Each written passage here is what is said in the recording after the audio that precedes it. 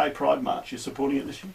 Yeah, Jason Ball, the young fellow who got in touch with Brock McLean last year, and Brock was he was definitely the first guy who took the courageous step and said, mate, we'll come down and support you. And I was then thought, oh well, if Brock can do it, I'll get in behind. We thought we'd go back again and help out, and hopefully we get a few more players. I think coming down this year, the AFL Players Association is getting involved, so that's on Sunday. And I think, mate, last year we did very, very little. We just rocked up and we took some photos and we met some really interesting people. But the best thing I think that came out of it is I think it broke down a few of those barriers around, or conversations were had in sports and other areas in the general community that hadn't been had before. It's interesting you say the courageous thing. Brock did the courageous thing. Is it still a courageous thing? Because it's a bit sad if it is.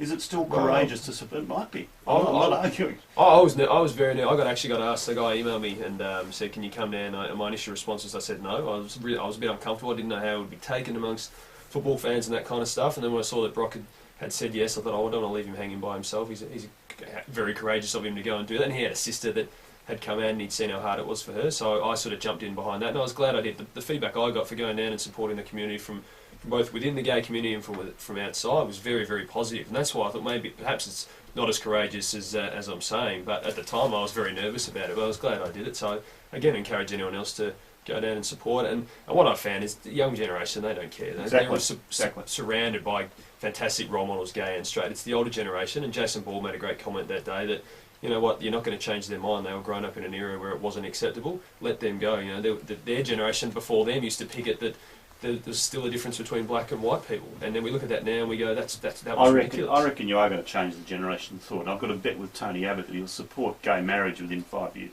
I'd jump on your side on that bet, so if you need an extra $10. The only thing wrong with marching with Brock McLean is he doesn't stop talking.